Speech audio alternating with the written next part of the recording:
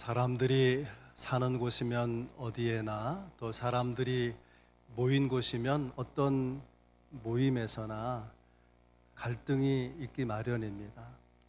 왜냐하면 그 사람들 가운데 마음에 안 드는 사람이 있기 때문이죠.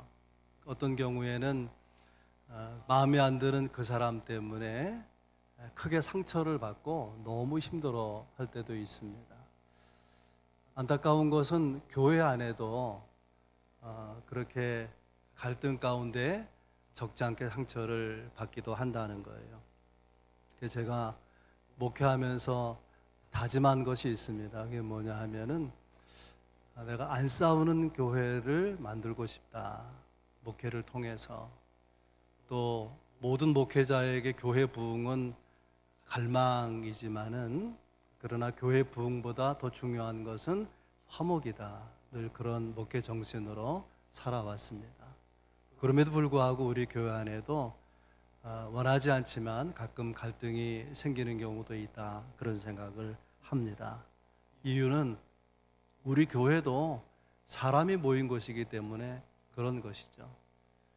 천사가 모인 곳이 아니라 사람들이 모인 곳이기 때문에 그래서 갈등과 상처와 아픔이 있다고 생각합니다.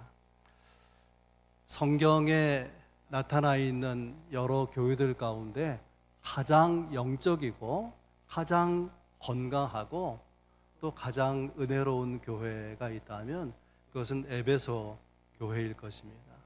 왜냐하면 에베소 교회는 가장 뛰어난 사도 바울이 목회한, 그것도 가장 오래 사역하며 목회한 교회가 에베소 교회입니다. 그런데 에베소 교회를 향한 바울의 편지 에베소 4장에 보면 이런 말씀이 있어요.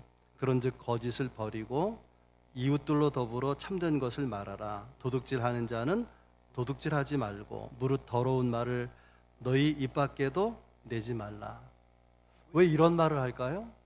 에베소 교인들 가운데에는 거짓말하는 사람이 있기 때문에 또 음담패설 같은 더러운 말을 하는 사람이 있기 때문에 심지어 도둑질하는 사람도 있기 때문에 이런 권면이 필요했던 거죠.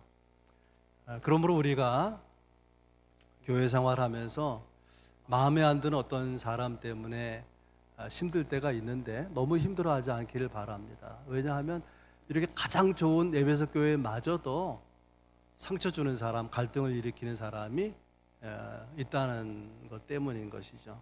오늘 본문에는 예수님께서 사람들을 어떻게 대하시는지 그런 말씀이 기록되어 있습니다. 14절은 지나가시다가 그런 표현으로 시작되어 있어요. 바닷가를 지나가시다가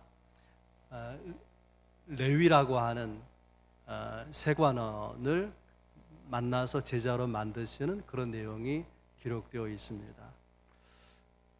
지나가시다가 그 표현 자체는 우연히 예수님께서 레위라고 하는 세리를 만난 것처럼 되어 있지만은 세리를 제자 삼는 것은 충격적인 사건이죠. 나중에 설명하겠지만, 그래서 예수님께서 바닷가를 우연히 지나가시다가 레위를 만난 것이 아니라 그를 제자 삼기 위해서 작정하시고 의도적으로 가까이 다가오신 것이라고 볼 수 있습니다. 그래서 그 뒤에 나오는 보시고라는 표현도 눈에 들어오게 되었다. 레위라는 사람이 그런 것이 아니라 레위라는 사람을 예수님께서 집중해서 주목해서 보셨다. 그런 말씀으로 생각해야 될 것입니다.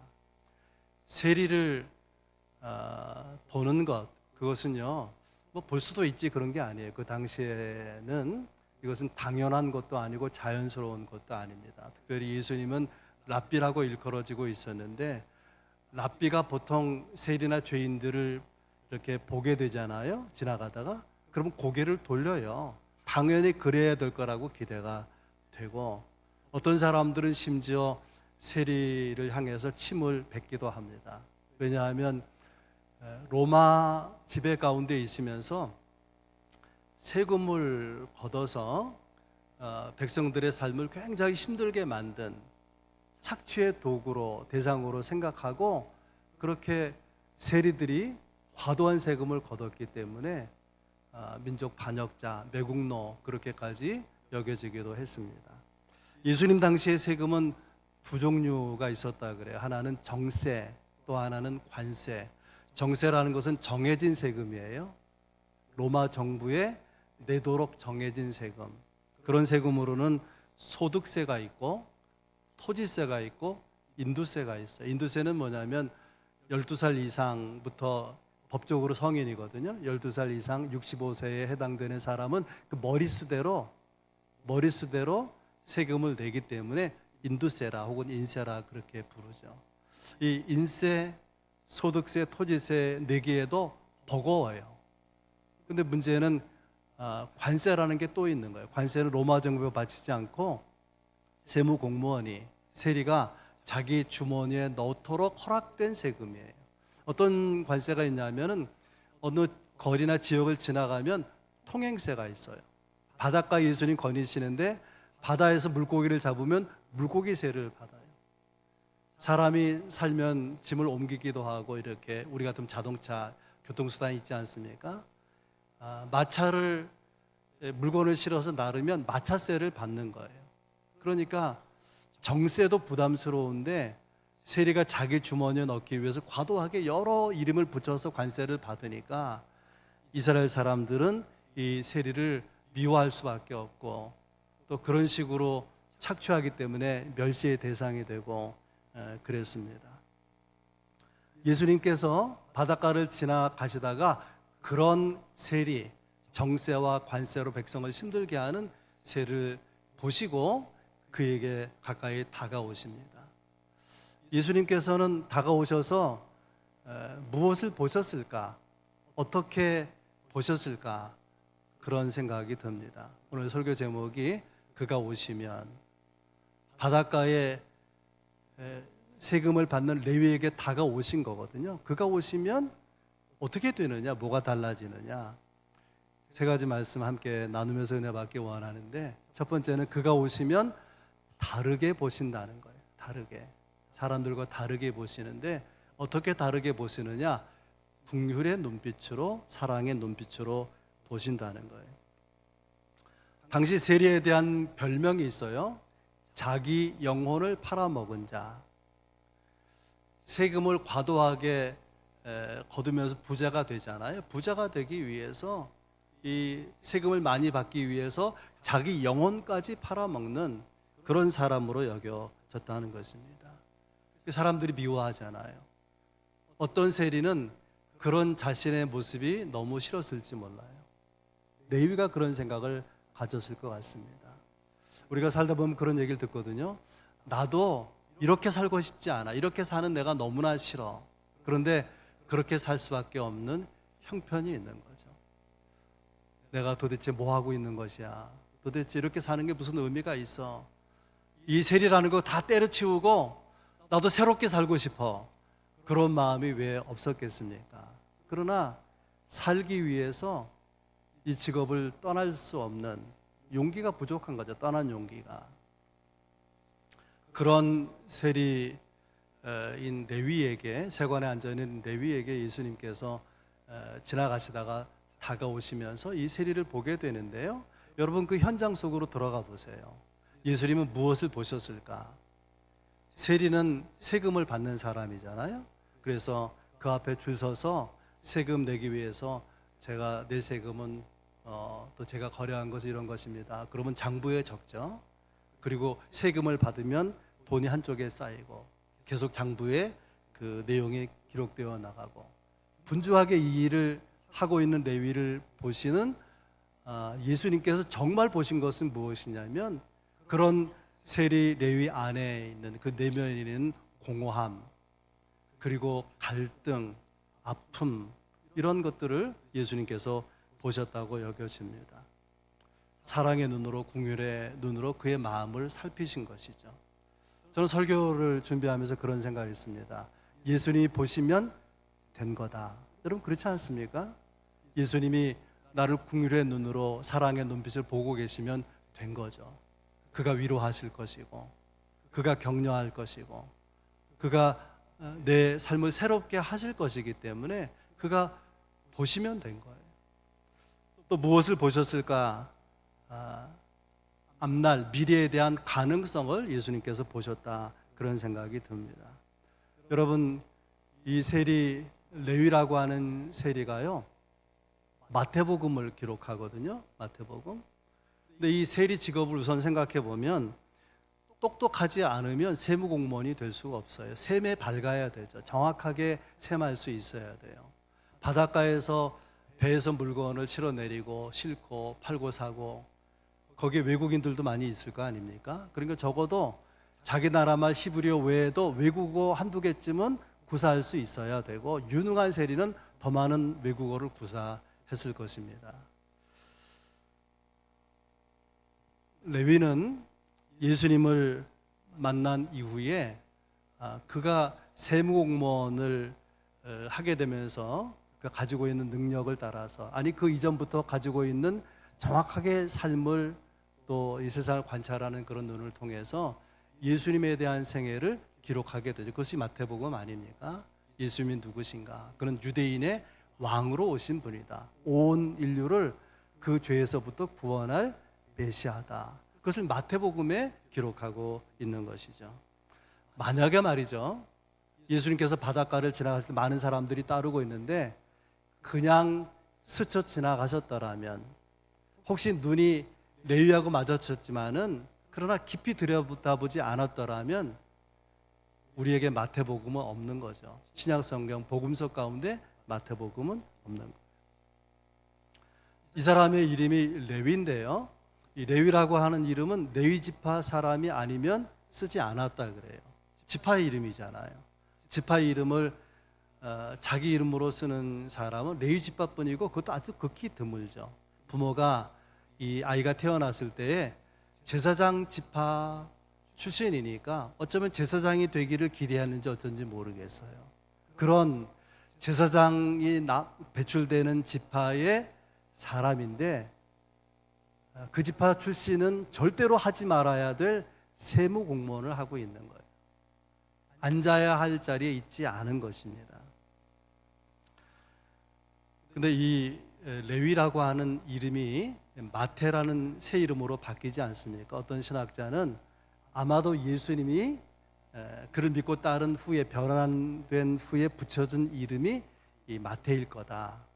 시몬의 이름을 베드로로 바꾸어 주신 것처럼 예수님이 아마 그의 이름을 바꾸어 주셨을 것이다, 그렇게 생각하는 분들도 있습니다. 그런데 이 레위, 마태라는 이 사람의 이름과 관련해서 흥미로운 사실이 있어요. 복음서가 마태, 마가, 누가, 요한복음, 그 복음서를 기록한 사람의 이름을 따라서 우리가 부르게 되는데, 이 레위나 마태가 아닌 다른 사람이 복음서를 기록할 때에 이 레위나 마태에 대해서 뭐라고 말하냐면 항상 레위라고 부르는 거예요. 마태라는 새 이름이 있는데 레위라고 불러요.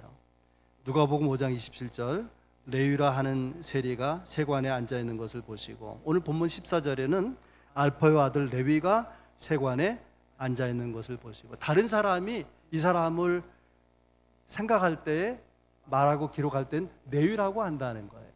근데 본인 자신은 자신을 뭐라고 말하느냐?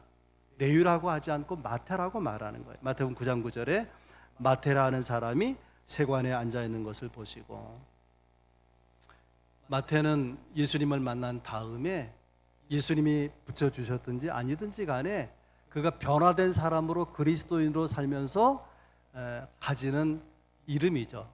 그의 정체성을 말하는 이름이에요. 그러니까 나는 더 이상 레위가 아니고 세리가 아니고 나는 그리스도인이다, 그리스도의 제자다, 그런 마음이 있었던 것이죠. 그렇게 살겠다는 다짐이 있는 거 아니겠습니까? 그런데 마태복음 10장에는 예수님 12제자 이름을 이렇게 쭉 기록해 나가면서 자기 이름의 차례에서는 세리 마태라고 기록합니다. 마태는 자랑스러운 이름이죠. 기대하는 삶을 반영하는 이름이에요. 그런데 그 앞에 세리라는 수식어가 붙어 있어요. 이것은 드러내고 싶지 않은, 감추고 싶은 부끄러운 과거인데 자기가 마태복음을 기록하면서 자기가 세리 마태라고 말하는 거예요. 어떤 의미가 있을까요? 내가 사람들의 멸시를 받는 세리로 그 부끄러운 삶을 살고 있었을 때 주님이 나를 부르셨다는, 그리고 제자 되게 하셨다는 그 은혜를 결코 잊지 않겠습니다. 나 같은 죄인을 용서하시고 구원의 은혜를 결코 잊지 않겠다는 그런 다짐으로 자기 이름 앞에 수식어를 세리 마태라. 참 놀라운 기록 아니겠습니까? 예수님은 이 레위를 마태가 되게 하신 분이죠. 그런 기대 가능성을 보고 레위를 보신 것입니다. 그러므로 여러분, 교회 안에서 때로 마음에 안 드는 사람이 있고 그것 때문에 갈등이 있고 상처가 있고 그렇다고 할지라도 사람에 대해서 너무 실망하지 않기를 바랍니다. 그런 사람도 복음이 그 안에 들어오고 하나님의 생명이 역사하고 성령 충만하게 되면 레위가 마태가 되듯이 얼마든지 다른 성품의 사람, 다른 인격의 사람, 정말 바람직한 모습의 사람으로 변화될 수 있다는 거죠. 그리고 꼭 잊지 않기를 바랍니다. 주님은 사람 볼 때 긍휼의 눈으로 보시고 그의 현재가 아무리 무력해 보여도 가능성의 미래를, 가능성의 존재를 바라보고 계시다는 거예요. 여러분의 눈빛도, 여러분의 시선도 그렇게 되기를 바랍니다.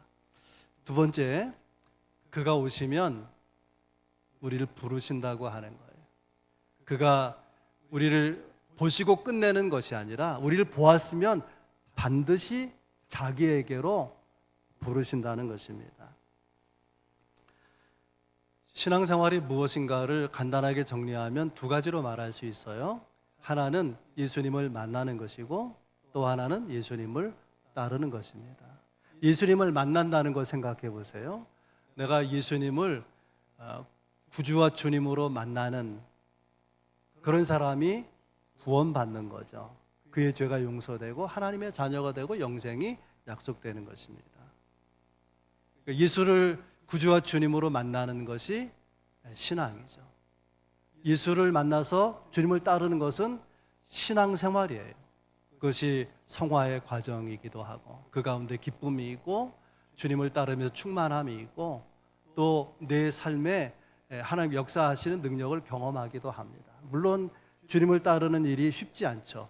시련도 있고 고난도 있지만은 이길 힘을 주님이 주시고 나를 가능성의 미래를 두고 이끌어 가시기 때문에 주님을 따르는 삶 가운데 내 삶의 변화와 내 삶의 달라진 삶의 모습을 기대할 수가 있는 거 아니겠습니까? 저는 이렇게 생각해요. 주님이 부르실 때에 이 레위의 반응에 우리가 주목해야 된다고 생각합니다. 나를 따르라. 주님이 부르셨어요. 그랬더니 레위가 따르니라. 나를 따르라. 그 사이에 간격이 없이 따르니라. 그렇게 되어 있습니다. 어떻게 세무 공무원으로 일하고 있다 그 자리에서 바로 즉시 따라 나설 수 있었을까? 거기에는 예수님의 부르심의 능력이 있었기 때문이다. 뭐가 있었다고요? 부르심의 능력. 어떤 능력일까요? 예수님의 부르심에는 거부할 수 없는 어떤 권위가 느껴졌다는 거예요. 사람은요, 같은 사람이라도 상황에 따라서, 기분에 따라서, 감정에 따라서 얼굴 표정이 달라지는데요. 어떤 사람의 얼굴은 도저히 내가 거부할 수 없는 어떤 권위로 다가오는 사람이 있어요. 다른 사람이 부탁할 때는 나 그거 마음이 없습니다. 거절할 수 있는데 그가 부탁했기 때문에 거절할 수가 없는 어떤 권위가 느껴지는 얼굴을 가진 사람이 있다는 거죠. 예수님이 그런 분 아니겠습니까? 예수님은 하나님의 아들이고 하나님의 신성을 가진 분이고 예수님께는 항상 성령 충만함, 성령의 임재가 있지 않았습니까?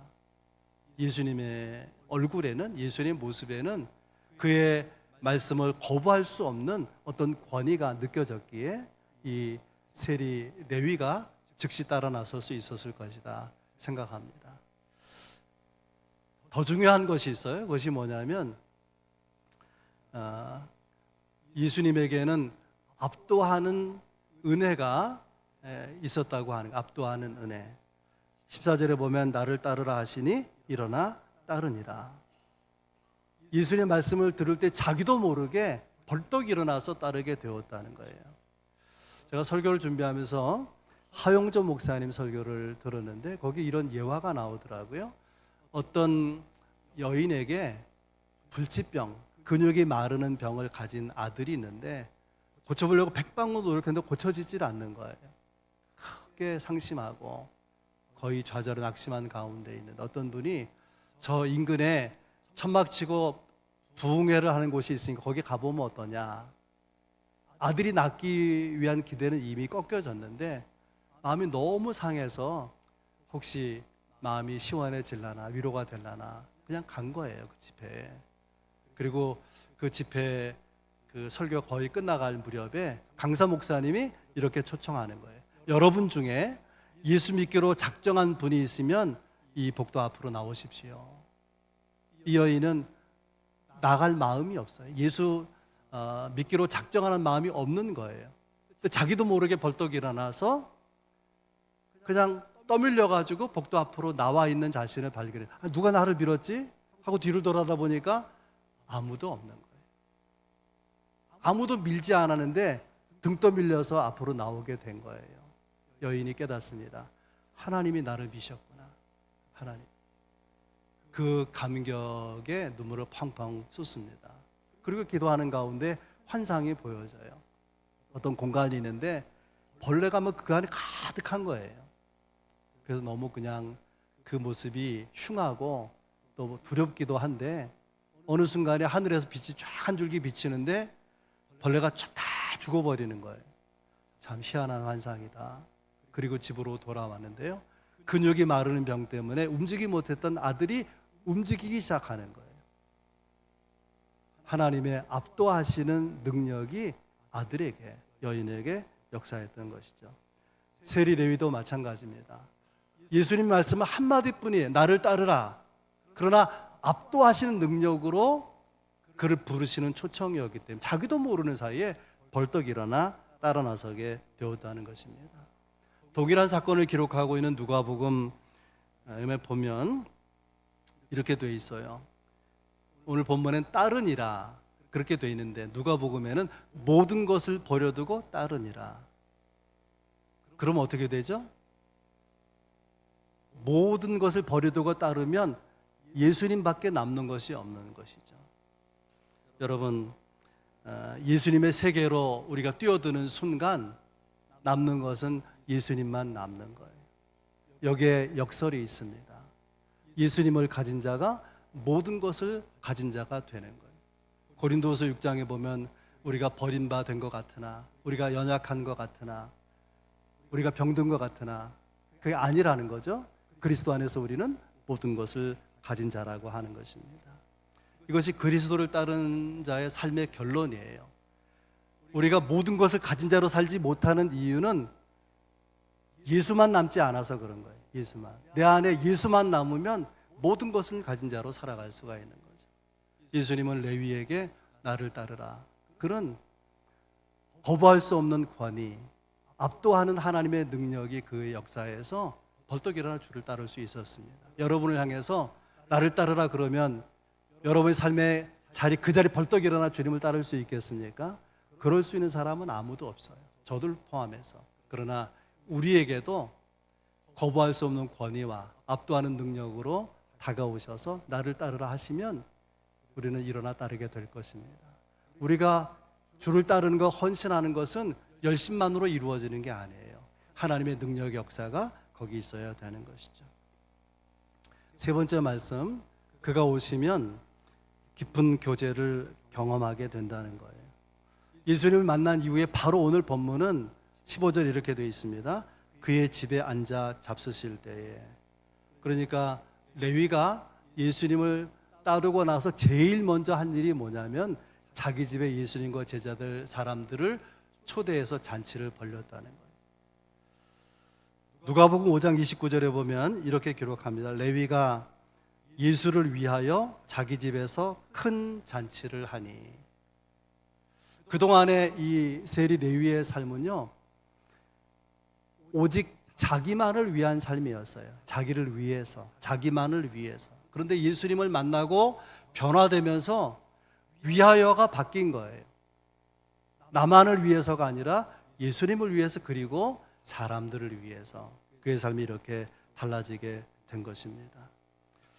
예수님은 사람들이 랍비 중에 랍비로 여겼고 오실 메시아로 기대되는 그런 분인데, 예수님께서 세리인 레위의 집에 들어가 식사하는 것은, 그것은 참 무모한, 충분히 오해받을 여지가 있고 충분히 비난받을 여지가 있는 그런 상황이에요. 그런데 예수님께서는 그 모든 비난과 오해를 감수하면서까지 레위의 집에 가서 사람들과 더불어 식탁 교제를 나누신 것입니다. 우리가 가끔 그런 말을 하죠. 사람들 보고 밥 한번 먹읍시다 그러잖아요. 그 말의 의미가 뭘까요? 밥만 먹자는 건가요? 밥 한번 먹읍시다, 그 말은 밥 먹으면서 대화를 나누자, 당신과 교제하고 싶습니다, 그런 이야기 아니겠습니까? 예수님을 믿는다는 것은 믿고 구원받고 끝나는 것이 아니라 그분과의 교제 속으로 들어가는 것이죠. 그분과의 동행하는 삶 속으로 들어가게 되는 것입니다. 그렇다면 주님은 누구와 교제하시느냐?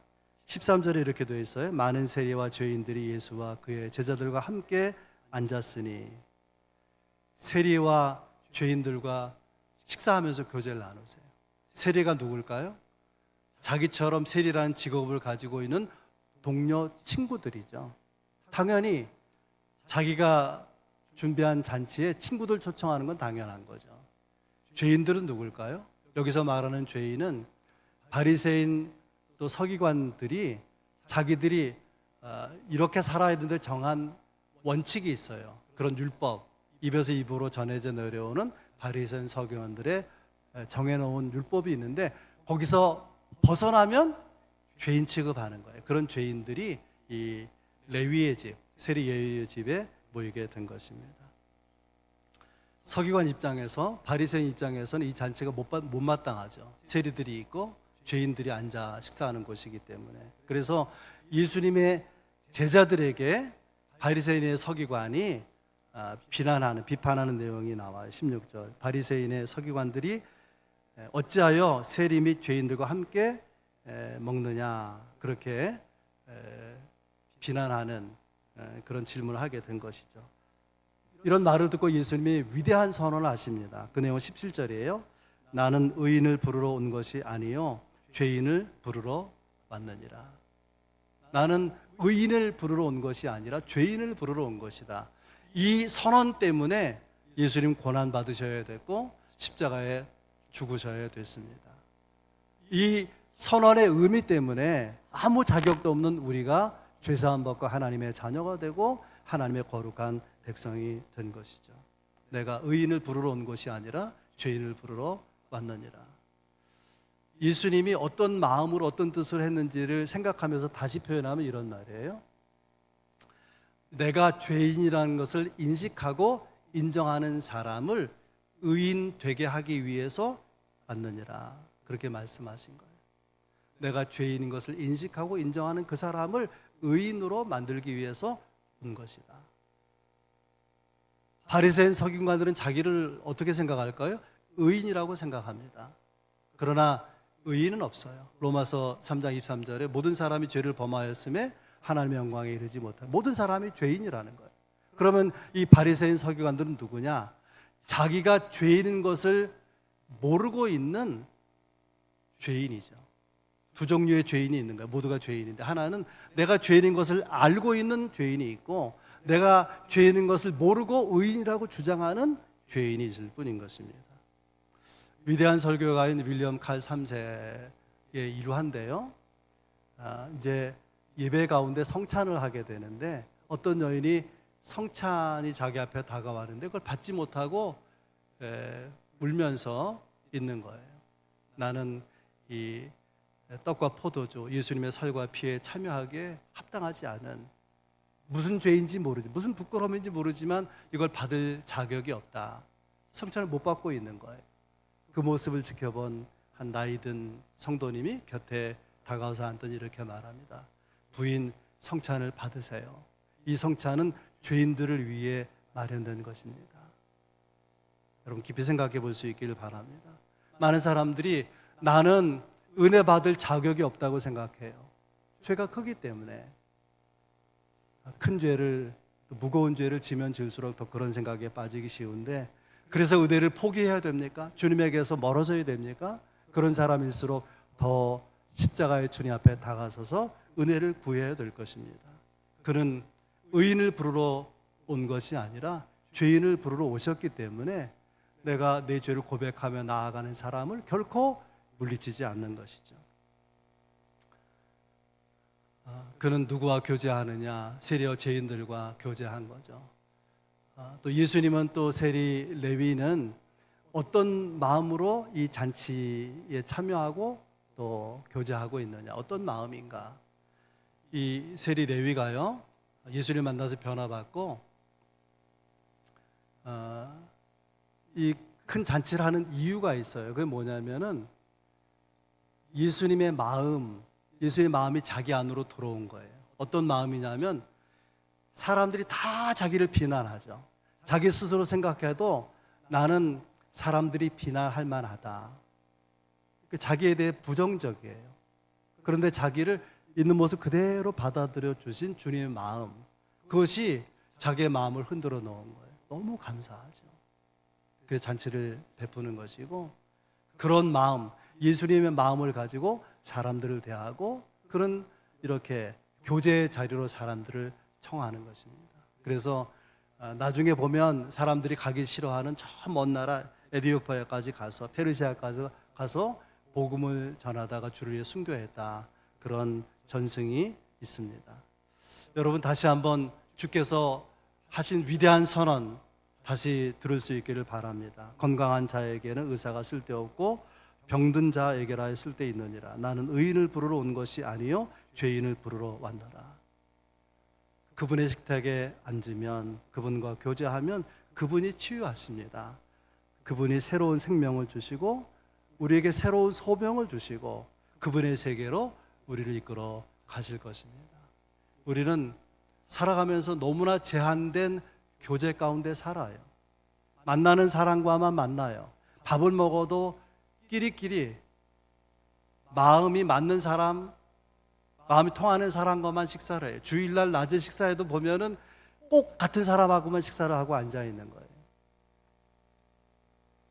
여러분, 그렇게 살면 전도는 안 되는 것이고요. 그렇게 사는 것은 주님이 원하시는 교제의 모습이 아닌 것입니다.